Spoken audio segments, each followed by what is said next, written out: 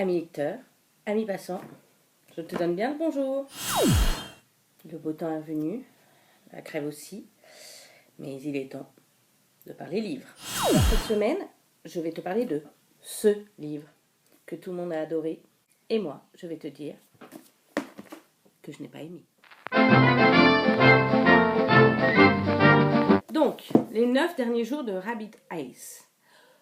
Si tu n'as pas compris de quoi ça parlait, c'est que tu ne sais pas lire. Rabbit Eyes, de son vrai nom Mia, est entrée en soins palliatifs et il lui reste 9 jours à vivre. Et nous allons suivre les 9 derniers jours de Mia, ou plus exactement, comment sa famille va l'accompagner vers cette mort prochaine.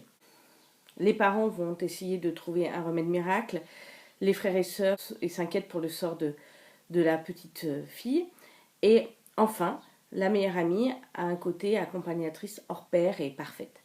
Dans le même temps, on va suivre la vie de Mia, ou plutôt de Rabbit, qui nous se rappelle ce grand amour qu'elle a connu avec Jimmy et qui va les raconter à travers cette mort certaine.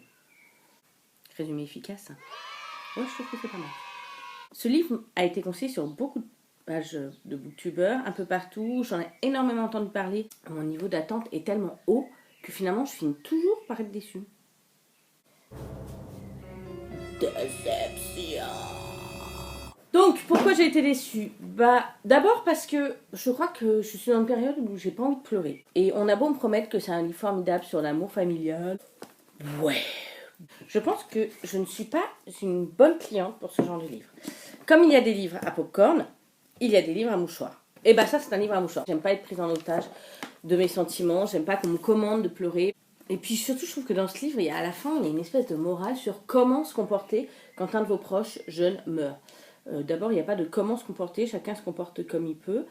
Il y a des gens qui sont en colère, il y a des gens qui sont tristes, il y a des gens qui pleurent, il y a des gens qui s'en foutent. Il y a des gens qui ont besoin de bosser comme des dératés. Et je trouve que c'est assez moralisateur sur « Ah, c'est merveilleux, ils l'aiment et ils font ce qu'ils peuvent avec leur chagrin et ils vont continuer à aimer cette fille à travers la mort. » Parce que très vite, on sait, on comprend très vite ce qui va se passer. Il n'y a même pas de suspense. On comprend très vite où va aller la jeune fille, ce qui va se passer, pourquoi, comment. Et puis on sait qu'à la fin, de toute façon, d'un chapitre, elle va mourir. Donc, c'est la vie, quoi. Voilà, il n'y a pas de surprise, il n'y a pas de... La réaction des gens est totalement normale. Je ne vois pas pourquoi ce livre a fait un tel... Waouh.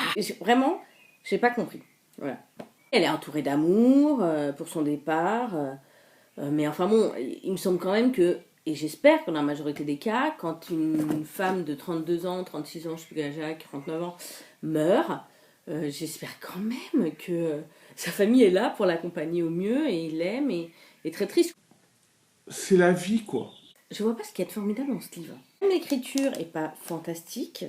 L'histoire d'amour, c'est une histoire de premier amour qui me rappelle nos étoiles contraires et qui finalement est très lambda. J'ai vu des livres bien meilleurs sur le sujet. Voilà. Ce livre, en fait, il m'a fait penser à un truc. Je sais pas si vous voyez les films de l'après-midi sur TF1. Ou qu'on regarde l'après-midi quand on végète et qu'on a fait son ménage et ou que nos grands-mères regardaient. Voilà. Ça m'a fait penser à ça, quoi. Le truc, quoi dire. Voilà, ça ressemble à un film de TF1, quoi. Qui se termine, qui peut mal se terminer, mais qui finalement, il faut quand même que ça se termine pas trop mal. Donc on y met beaucoup d'amour, mais de l'amour surupeux. Voilà, j'aurais préféré à la rigueur qu'ils se détestent, ça aurait donné un peu de piment à l'histoire. Voilà, elle est morte, tout le monde l'aime, tout le monde s'aime autour et on continuera à vivre malgré tout. Ouais, super. Je pense que l'idée de ce livre, c'est d'aider les gens à se sentir mieux avec le bonheur qu'ils ont de ne pas avoir de malades dans leur vie, avec le bonheur d'avoir des enfants qui vont bien, des parents qui vont bien, et d'aider les gens à s'aimer autour d'eux. Alors peut-être qu'il y a des gens qui ont besoin de ça, pour se rappeler que finalement, on a de la chance d'avoir des enfants de bonne santé, et qu'on a de la chance de s'aimer. Moi, j'ai pas besoin de ça. Et je pense que c'est pour ça que je ne suis pas une bonne cliente de ce genre de livre, parce que j'ai pas besoin qu'on me rappelle ça, je le sais, j'en ai conscience. Enfin, si vous avez besoin de lire ça pour savoir que vous avez de la chance, lisez-le alors. Mais on n'a pas besoin de se souvenir qu'on est heureux, de lire ça pour se souvenir qu'on est heureux, quoi.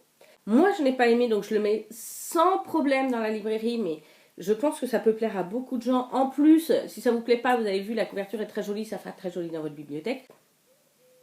J'aimerais beaucoup avoir votre avis sur le sujet, de savoir si je suis une insensible ou vous n'avez pas aimé.